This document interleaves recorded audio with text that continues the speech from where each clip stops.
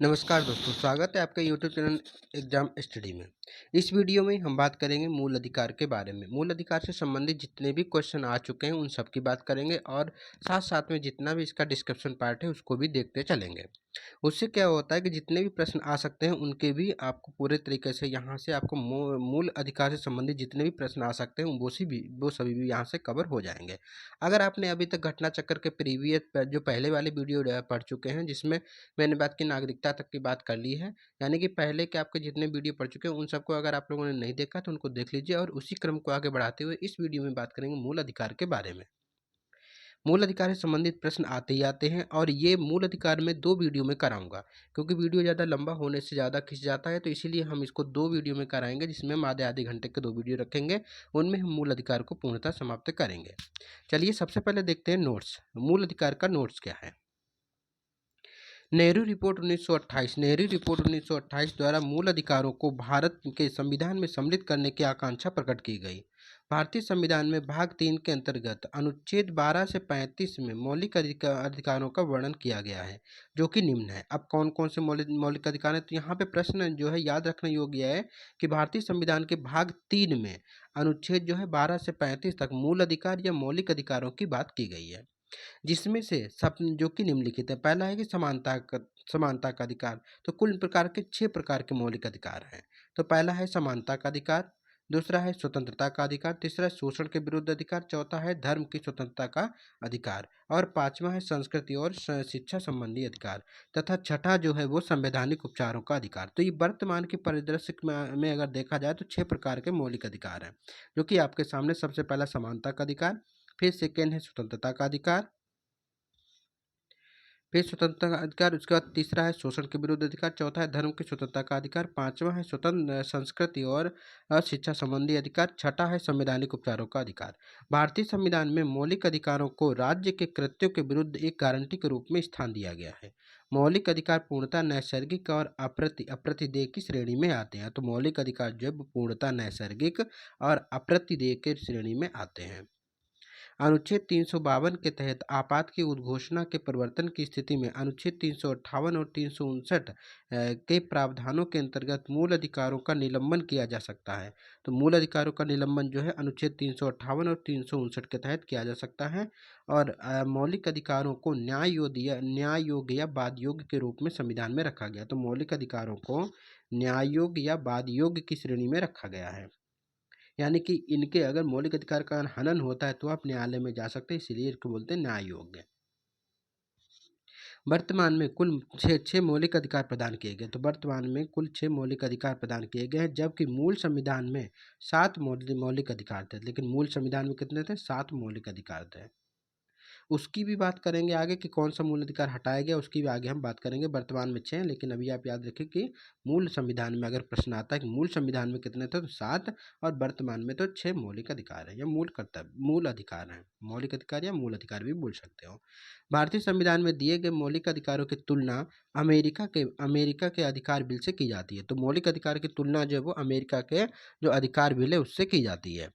फिर एक नेक्स्ट है कि भारतीय संविधान में मौलिक अधिकारों के संरक्षण का दायित्व न्यायपालिका के पास है। तो मौलिक अधिकारों का जो संरक्षण का जो दायित्व है वो न्यायपालिका के पास है। और संविधान के अनुच्छेद 14 ये सुनिश्चित करता है कि किसी भी व्यक्ति को विधि के समक्ष समता या विधियों के समान संरक्षण से वंचित नहीं किया जाएगा।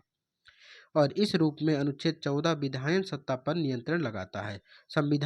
भारतीय संविधान में समानता के अधिकार को अनुच्छेद 14 से 18 तक कुल 5 अनुच्छेदों में वर्णन किया गया है। तो अगर बात करेंगे पहला कि समानता का अधिकार, तो भारतीय संविधान में समानता के अधिकार को अनुच्छेद 14 से 18 तक 5 अनुच्छेदों में वर्णन किया गया है, जो कि निम्नलिखित है। अब 14 से 18 जो तक जिसमें समानता का अधिकार है उसमें भी 5, 14, 15, 16, 17, 18। तो 14 क्या कहता है? तो अनुच्छेद 14 में विधि के समक्ष समता का अधिकार, अनुच्छेद 14 में। फिर है कि धर्म, मूल वंश, जाति, लिंग या जन्म स्थान के आधार पर विभेद का प्रतिषेध, जो कि करता है आर्टिकल या अनुच्छेद 15। तो अनुच्छेद 14 के अंतर्गत विधि के समक्ष समता या समानता का अधिकार। फिर है अनुच्छेद 15। अनुच्छेद 15 में धर्म, मूल वंश, जाति, लिंग तथा जन्म स्थान के आधार पर विभेद का प्रतिषेध, यानी कि इसके आधार पर आप जो है विभेद नहीं कर सकते। यह है अनुच्छेद 15 में। नेक्स्ट है कि अनुच्छेद 16। तो अनुच्छेद 16 में लोक नियोजन के विषय में अवसर की समता, अनुच्छेद 16, और अस्पृश्यता या छुआछूत का अंत अनुच्छेद 17 में है। तो अस्पृश्यता या छुआछूत का अंत जो है वो अनुच्छेद 17 में है, और उपाधियों का अंत जो कि अनुच्छेद 18 में है। फिर है कि अनुच्छेद 19 से 22, अनुच्छेद 19 से 22 तक स्वतंत्रता का अधिकार वर्णित है। अनुच्छेद 19 के अंतर्गत कुल अभिव्यक्ति, अनुच्छेद 19 के अंतर्गत अभिव्यक्ति की स्वतंत्रता, कुल 6 प्रकार की स्वतंत्रताएं प्रदान की गई है। तो अनुच्छेद 19 के अंतर्गत कितनी, तो 6 प्रकार की स्वतंत्रताएं का वर्णन किया गया है। अनुच्छेद, अब वो 6 कौन कौन सी है, सबसे पहले देखते हैं अनुच्छेद। हाँ, तो इसमें देखते हैं कि अनुच्छेद 1 के का, तो 1 के का में प्रावधान है वाक और अभिव्यक्ति की स्वतंत्रता। इसके अंतर्गत ही समाचार या प्रेस प्रेस की स्वतंत्रता की जब बात करते हैं तो समाचार पत्रों की स्वतंत्रता की बात निहित है। तो यह है अनुच्छेद 19 के 1 के का में। फिर है कि उच्चतम न्यायालय ने अपने अपने अनेक निर्णयों में सूचना के अधिकार को अनुच्छेद 19 के 1 के का में प्रदत्त वाक और अभिव्यक्ति की स्वतंत्रता के अधिकार में निहित है। देखियो, इसमें है कि 19 में पहले नहीं था, लेकिन उच्चतम न्यायालय ने अपने निर्णय में, अपने जो उच्चतम न्यायालय के द्वारा जो एक निर्णय किया गया है उसमें कहा गया है कि सूचना के अधिकार को भी क्या है, वाक और अभिव्यक्ति की स्वतंत्रता के अधिकार में निहित माना गया है। तो अनुच्छेद 19 के 1 के का में। फिर है कि संविधान के अनुच्छेद 19 के 1 के ख में शांतिपूर्ण एवं निरायुध सम्मेलन की स्वतंत्रता। तो शांतिपूर्ण एवं निरायुध सम्मेलन की स्वतंत्रता अनुच्छेद 1 के ख में है। और अनुच्छेद 1 के ग में संगम या संघ बनाने की स्वतंत्रता, संगम या संघ बनाने की या सहकारी सोसाइटी बनाने की जो स्वतंत्रता है वो अनुच्छेद 1 के ग में है। तो वहीं अनुच्छेद 1 के घ में भारत के राज्य क्षेत्र में सर्वत्र आवाद संचरण की स्वतंत्रता, यानी कि इसका मतलब ये हो गया कि घूमने फिरने की। आज सर्वत्र सर्वत्र मतलब सभी जगह आबाद घूमने फिरने की स्वतंत्रता, जो कि अनुच्छेद 1 के 19 के 1 के घ में है। नेक्स्ट है कि अनुच्छेद 19 के 1 के यहाँ के तहत भारत के राज्य क्षेत्र में किसी भाग में निवास और बस जाने की स्वतंत्रता। तो अभी तक था आचरण घूमने फिरने की घा में, और नाम या में है क्या कि भारत के राज्य क्षेत्र में किसी भी भाग में निवास करने या बस जाने की स्वतंत्रता, तो कि या नाम में है। फिर है कि अनुच्छेद 1 के छा में है कोई वृत्ति या व्यापार या कारोबार करने की स्वतंत्रता का प्रावधान करता है। अगर कोई वृत्ति या व्यापार या कारोबार करना है तो अनुच्छेद 19 के 1 के छा में है। फिर है कि 44वें संविधान संशोधन अधिनियम 1978 के द्वारा अनुच्छेद 19 के 1 के चा का लोप कर दिया गया है। तो कब, तो 44वें संविधान संशोधन के द्वारा, जो कि संपत्ति का अधिकार था उसको उसका लोप कर दिया गया। कब, तो 1978 में 44वें संविधान संशोधन, जिसका प्रावधान 19 से 1 के चा में था। फिर है कि अनुच्छेद 19 के 1 के का से लेकर अनुच्छेद 19 के 1 के छा तक दी गई विभिन्न स्वतंत्रताओं पर अनुच्छेद 19 के 2 से विभिन्न आधारों पर निर्बंधन आरोपित किए जा सकते हैं। फिर है कि अनुच्छेद 20 का संबंध, अब ये 19 में बात हो गई है जो कि 6 प्रकार की स्वतंत्रताएं थी। अब हम चलते हैं अनुच्छेद 20 में। अनुच्छेद 20 का संबंध अपराधों के लिए दोष सिद्ध के संबंध में संरक्षण का अधिकार। तो अपराधों के लिए दोष सिद्ध के संबंध में संरक्षण किसमें, तो अनुच्छेद 20 में है।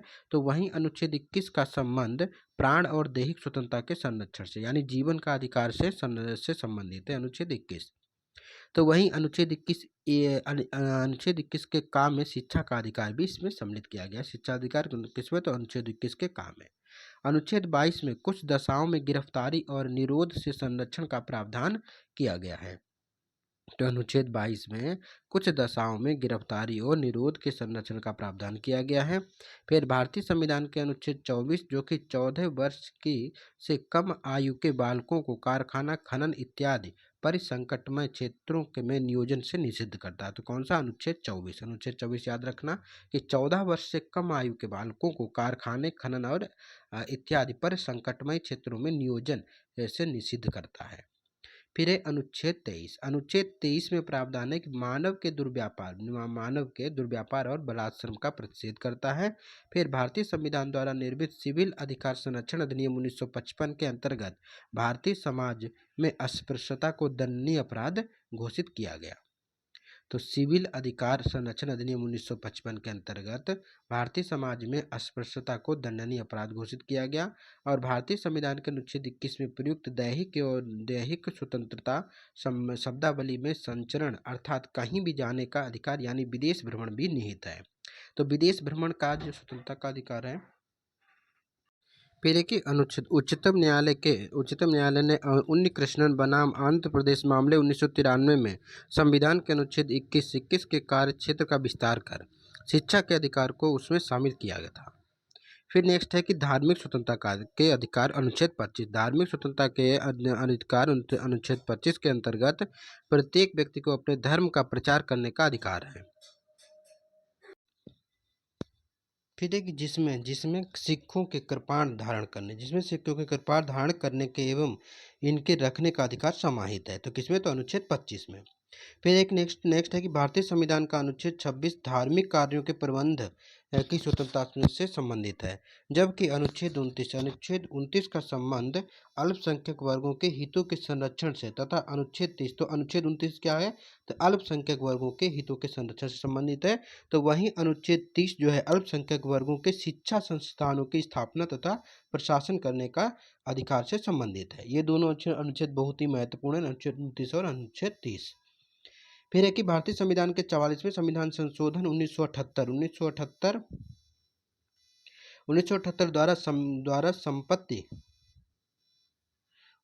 द्वारा संपत्ति के मूल अधिकार की श्रेणी से हटाकर अनुच्छेद 300 के तहत विधिक अधिकार की श्रेणी में डाल दिया है। तो कैसे? तो अनुच्छेद 19 का जो बताया था 19 का 1 का चा था जो जिसमें संपत्ति का अधिकार था, उसको वहां से हटाकर अनुच्छेद 30 के तहत एक विधिक अधिकार की श्रेणी में डाल दिया गया है। भारतीय संविधान के अनुच्छेद 32 के अंतर्गत संवैधानिक उपचारों का अधिकार उल्लेखित है।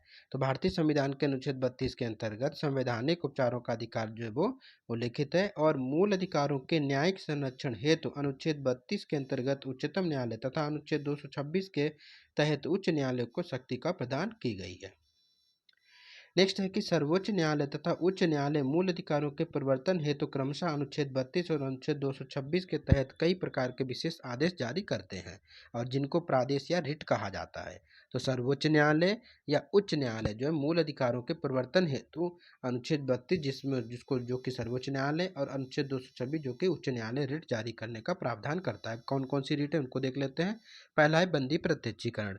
तो बंदी प्रत्यक्षीकरण इसके अनुसार इसके द्वारा न्यायालय किसी गिरफ्तार व्यक्ति को न्यायालय के सामने प्रस्तुत करने का आदेश देता है और यदि गिरफ्तार का तरीका या कारण गैर कानूनी या असंतोषजनक हो तो न्यायालय बंदी को छोड़ने का भी अधिकार दे सकता है। नेक्स्ट है कि परमादेश ये आदेश तब जारी किया जाता है जब न्यायालय को लगता है कि कोई सार्वजनिक पदाधिकारी अपने कानूनी और संवैधानिक दायित्वों का पालन नहीं कर रहा है और इससे किसी व्यक्ति का मौलिक अधिकार प्रभावित हो रहा है, तब ये परमादेश जारी किया जाता है। क्या कि यह आदेश जब जारी किया जाता है जब न्यायालय को लगता है कि कोई सार्वजनिक पदाधिकारी अपने कानूनी या संवैधानिक दायित्वों का पालन नहीं कर रहा है, उस समय उसके ऊपर परमादेश रिट जारी की जाती है। फिर है प्रतिषेध मतलब होता है रोकना। तो जब कोई निचली अदालत अपने अधिकार क्षेत्र के अतिक्रमण करके किसी मुकदमे की सुनवाई करती है, जब कोई निचली अदालत है जब उसके अधिकार क्षेत्र में नहीं है तब भी उसकी सुनवाई कर रहा है, तो उसके ऊपर की अदालतें या उच्च न्यायालय या सर्वोच्च न्यायालय उसे ऐसे करने से रोकने के लिए प्रतिषेध रिट जारी करता है। तो ये हो गया प्रतिषेध। फिर है अधिकार परीक्षा जो है जब न्यायालय को लगता है कि कोई व्यक्ति ऐसे पद पर नियुक्त हो गया हो जिस पर उसका कोई कानूनी हक नहीं है, तब न्यायालय अधिकार परीक्षा आदेश द्वारा उसे पद पर कार्य करने से रोक सकता है। यानी जब कोई भी व्यक्ति है ऐसा व्यक्ति है कि न्यायालय को ये लगता है कि ये व्यक्ति इस योग्य नहीं है और ये अपना कानूनी हक इसके मतलब नहीं है, इसका कोई कानूनी हक नहीं है ये पद जिसने धारण किया है वो, तो उस मामले में अधिकार परीक्षा रिट जारी की जाती है। फिर है कि उत्प्रेषण जब कोई निचली अदालत या सरकारी अधिकारी बिना अधिकार के कोई कार्य करता है, जब कोई निचली अदालत या सरकारी अधिकारी बिना कोई अधिकार के कार्य करता है तो न्यायालय जो कि उच्च या सर्वोच्च न्यायालय उसके समक्ष विचाराधीन मामले को लेकर उत्प्रेषण द्वारा उसे ऊपर की अदालत या अधिकारी को हस्तांतरित कर देता है। तो यह उत्प्रेषण। संविधान के अनुच्छेद 352 के तहत युद्ध या बाह्य आक्रमण के कारण राष्ट्रपति द्वारा आपातकाल की उद्घोषणा किए जाने पर अनुच्छेद 359 के तहत 19 में वर्णित मूल अधिकार स्वतः ही निलंबित हो जाते हैं। यह 358 के तहत अनुच्छेद 19 में वर्णित मूल अधिकार स्वतः ही निलंबित हो जाते हैं। और अनुच्छेद 20 और 21 को छोड़कर मूल अधिकारों को निलंबित करने की शक्ति राष्ट्रपति के पास 359 के तहत है। बहुत ही इंपॉर्टेंट है कि अनुच्छेद 20 और 21 को छोड़कर अन्य जो मूल अधिकार है उनको निलंबित करने की शक्ति वो जो कि अनुच्छेद 359 के तहत राष्ट्रपति के पास है। भारतीय संविधान के 44वें संविधान संशोधन के पश्चात अनुच्छेद 20 और 21 के अंतर्गत प्राप्त मूल अधिकारों को निलंबित नहीं किया जा सकता। फिर एक बच्चन सिंह बनाम पंजाब राज्य मामले में उच्चतम न्यायालय ने बहुमत के निर्णय से ये निर्धारित किया है कि मृत्यु कारित करने के लिए मृत्यु दंड का वैकल्पिक दंड अनुच्छेद 14, 19 और 21 में अतिक्रमण नहीं कर सकता और यह एक संवैधानिक है। तो ये बच्चन सिंह बनाम पंजाब राज्य का मामला है। अब देखते हैं जो प्रीवियस ईयर में क्वेश्चन जहाँ जहाँ पूछे गए उनको कर लेते हैं। एक्चुअली 140 प्रश्न है तो हम इस वीडियो को 2 पार्ट में समाप्त करेंगे। कुछ क्वेश्चन आपको इसमें कराएंगे, कुछ क्वेश्चन आपको अगले वीडियो में कराएंगे। तो इससे ऐसे करके हम एक पूरा वीडियो जो है पूरा तो आपका 2 वीडियो में मौलिक अधिकार समाप्त हो जाएगा, क्योंकि एक वीडियो में वीडियो लंबा हो जाता है, फिर आपको देखने में दिक्कत होती है। चलते हैं पहला प्रश्न है निम्नलिखित में से कौन सा कारक किसी उदार लोकतंत्र में स्वतंत्रता की सर्वोत्तम सुरक्षा को नियत करता है। तो स्वतंत्रता की सर्वोत्तम सुरक्षा को नियत करता है। तो ये शक्तियों का पृथक्करण। एक प्रतिबद्ध न्यायपालिका से तात्पर्य जब न्यायपालिका सरकार या सत्तारूढ़ दल के नीतियों के संदर्भ में प्रतिबद्ध हो, अतः ऐसी न्यायपालिका सरकार की नीतियों के विरुद्ध जाकर नागरिकों विशेषकर मत भिन्नता रखने वाले लोगों की स्वतंत्रता की सुरक्षा नहीं कर सकती। शक्तियों के विकेंद्रीकरण लोकतांत्रिक संरचना के शीर्ष नेताओं के पास ही निर्णयन क्षमता को संकेंद्रित करता है, जिससे तानाशाही प्रवृत्तियों को बल मिलता है और नागरिकों की स्वतंत्रता प्रभावित होती है। और निर्वाचन सरकार नागरिकों के प्रतिनिधि होने के कारण स्वतंत्रता के संरक्षक मानी जाती है, परंतु निर्वाचित सरकार की स्थिति में भी अल्पमत नागरिकों की स्वतंत्रता विभिन्न प्रकार से प्रभावित हो सकती है। शक्तियों का पृथक्करण से तात्पर्य शासन के तीनों अंग विधायिका, कार्यपालिका और न्यायपालिका की शक्तियां स्पष्ट पृथक्करण की हैं। इस स्थिति में शासन के किसी एक अंग द्वारा अपनी शक्ति का दुरुपयोग करने पर दूसरे अंग द्वारा उसका विनिरोध किया जाता है। इस प्रकार शासन के तीनों अंग संतुलन बना रहता है एवं तानाशाही प्रवृत्ति की समुचित रूप से रोकथाम संभव है। अतः शक्तियों का पृथक्करण ही उदार लोकतंत्र में नागरिकों की स्वतंत्रता की सर्वोत्तम सुरक्षा को नियत करता है। शक्तियों का पृथक्करण ही। नेक्स्ट प्रश्न है कि निम्नलिखित में से कौन सा सही है। तो इनमें से कौन सा सही है? इनमें से पहला आपका सही है क्या कि भारतीय संविधान के मूल अधिकारों को शामिल करने के लिए नेहरू रिपोर्ट 1928 में समर्थन किया था। तो भारतीय संविधान के मूल अधिकारों को सम्मिलित करने का समर्थन नेहरू रिपोर्ट 1928 द्वारा किया गया था, अतः विकल्प ए सही है। नेक्स्ट है कि निम्नलिखित में से किस व्यक्ति ने मूल अधिकारों को हमारे लोगों के लिए एक प्रतिज्ञा और सभ्य विश्व के साथ किया गया समझौता कहा था। तो मूल अधिकारों के बारे में हम किसने कहा था कि हमारे लोगों के लिए एक प्रतिज्ञा तथा सभ्य विश्व के साथ किया गया समझौता है। तो ये कहा था राधाकृष्ण, ठीक है, डॉक्टर एस राधाकृष्णन ने कहा था। सर्वपल्ली राधाकृष्णन ने यह वक्तव्य दिया था क्या कि मूल अधिकारों को संविधान सभा में हुए बहस में भाग लेते हुए डॉक्टर एस राधाकृष्णन ने कहा कि यह हमारे लोगों के लिए एक प्रतिज्ञा और सभ्य विश्व के साथ एक समझौता है। नेक्स्ट है कि मौलिक अधिकार हैं। तो मौलिक अधिकार क्या है? तो वाद योग्य है। वाद योग्य मतलब कि इसके न्याय योग्य भी बोलते हैं, वाद योग्य भी बोलते हैं। नेक्स्ट एक्सप्लेनेशन देख लेते हैं कि भारतीय संविधान के सामाजिक और आर्थिक एजेंडे को सकारित करने के लिए वाद योग्य या अवाद योग्य दोनों प्रकार की व्यवस्थाएं समाहित हैं, जिसमें मौलिक अधिकार वाद योग्य और नीति निषेध तत्व जो कि अवाद योग्य है।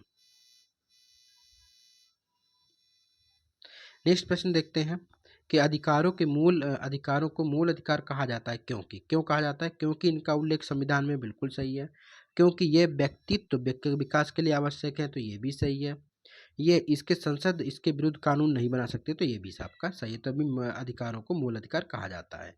ये प्रजातांत्रिक गलत है, ये लोक कल्याणकारी, ये दोनों व्यवस्थाएं नीति निर्देशक तत्व के बारे में सम्मिलित करती हैं, लेकिन 1, 4 और 5 जो कि मूल अधिकार के बारे में, इसीलिए इसका सी आंसर सही होगा।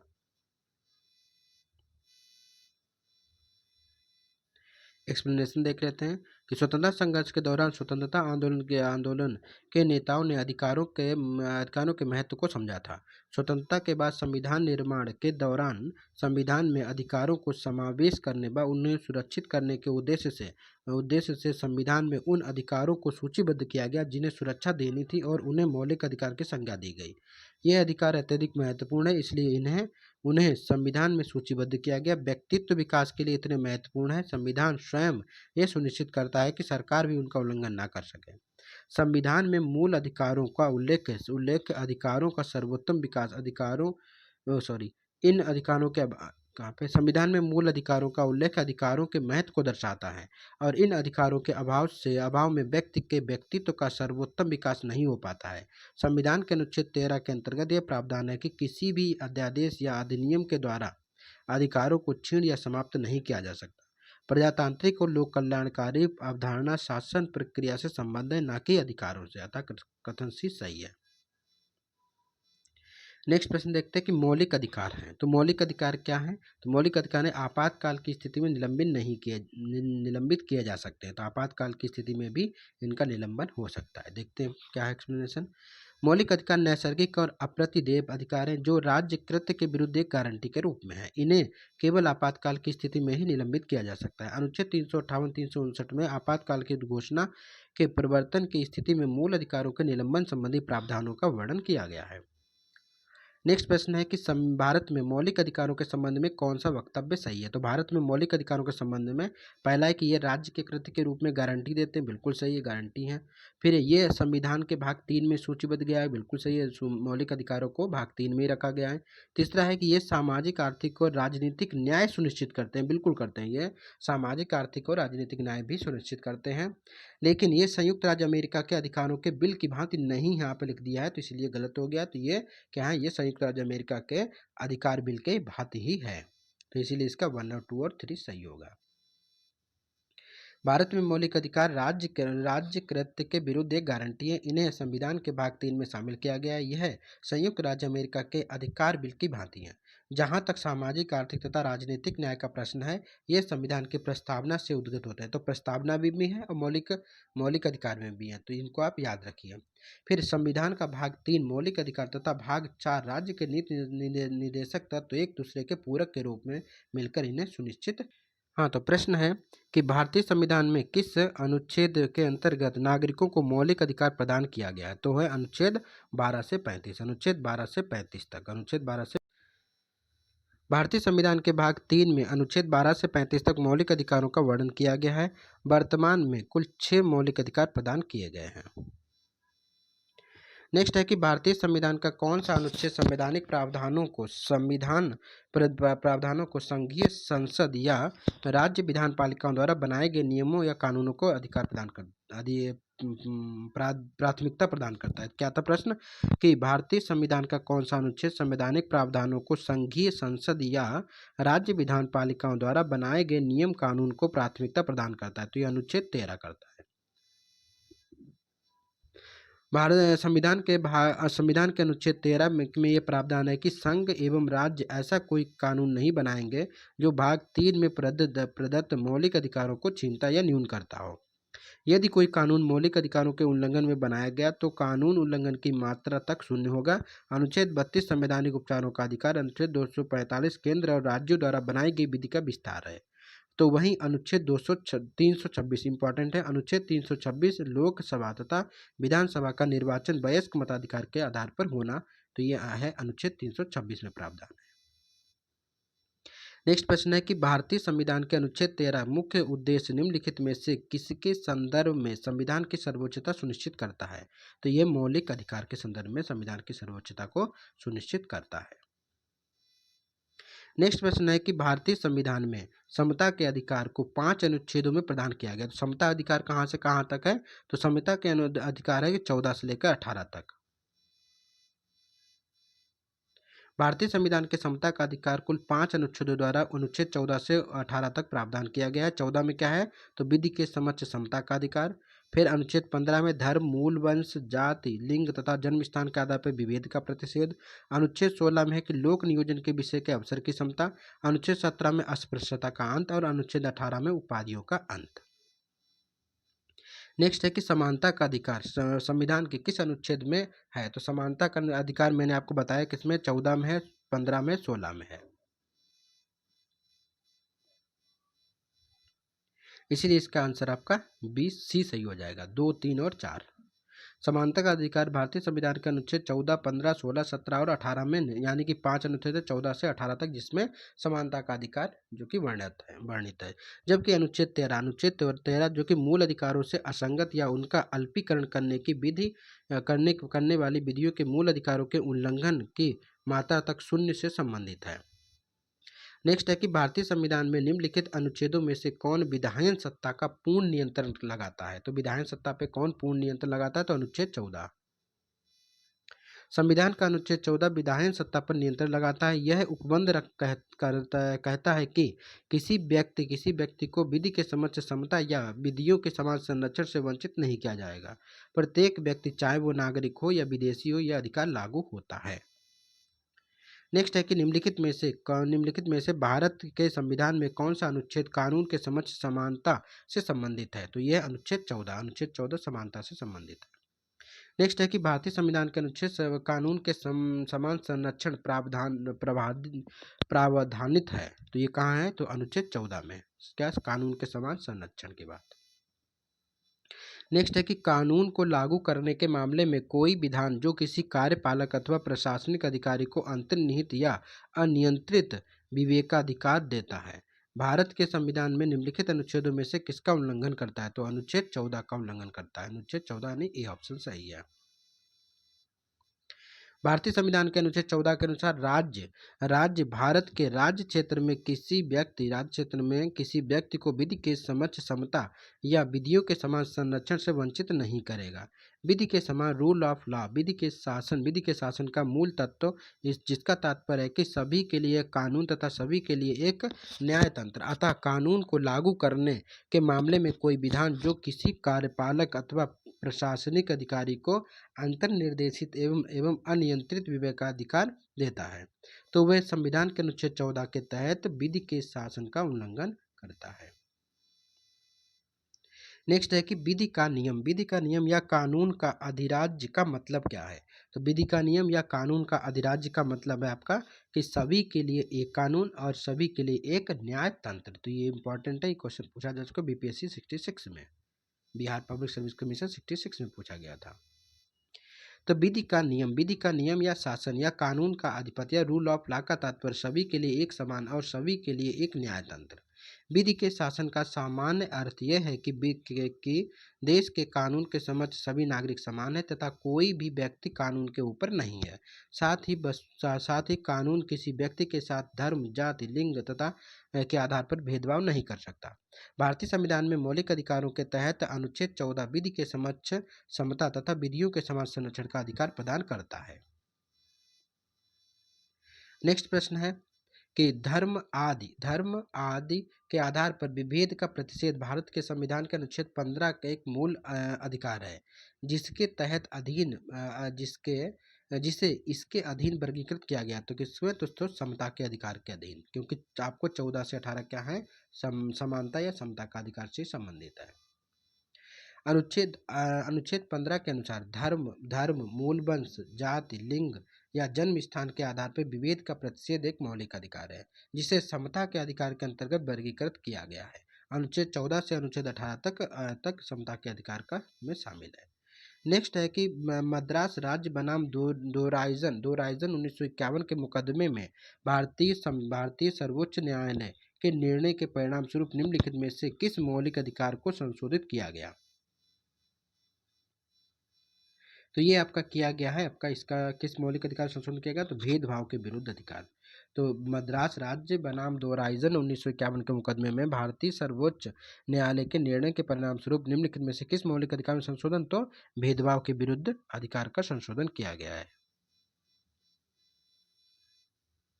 मद्रास बनाम चप्पकम दोराइजन 1951 मुकदमे में सर्वोच्च न्यायालय के निर्णय के परिणामस्वरूप भेदभाव के विरुद्ध अनुच्छेद 15 में संशोधन किया गया है। इसमें से पहला संशोधन अधिनियम 1951 की धारा 2 द्वारा 15(4) जोड़ा गया था और इसके तहत सामाजिक और शैक्षणिक दृष्टि से पिछड़े वर्गों की उन्नति के लिए अनुसूचित जातियों और अनुसूचित जनजातियों के लिए राज्य द्वारा विशेष उपबंध कर सकने हेतु प्रावधान किया गया है। नेक्स्ट है कि संविधान के किस अनुच्छेद के अंतर्गत शिक्षण संस्थाओं में जिसमें गैर सरकारी और गैर अनुदान प्राप्त भी सम्मिलित है अन्य पिछड़ों अनुसूचित जातियों अनुसूचित जनजातियों हेतु आरक्षण की सुविधा प्रदान करता है। तो अनुच्छेद 15 के 5 में संविधान के अनुच्छेद 15 के 5 के अंतर्गत शिक्षण संस्थानों में जिसमें गैर सरकारी और गैर अनुदान प्राप्त भी सम्मिलित है अन्य पिछड़ों अनुसूचित जाति अनुसूचित जनजाति हेतु आरक्षण की सुविधा प्रदान करता है। तो इस प्रकार से मैंने इस वीडियो में 20 क्वेश्चन ये कर लिया और एक्सप्लेनेशन कर लिया। नेक्स्ट वीडियो में हम बात करेंगे क्वेश्चन नंबर 21 से, क्योंकि 140 प्रश्न है, एक वीडियो में कराना पॉसिबल नहीं है, इसीलिए हम 2 वीडियो में पूर्णतः इसको समाप्त करेंगे।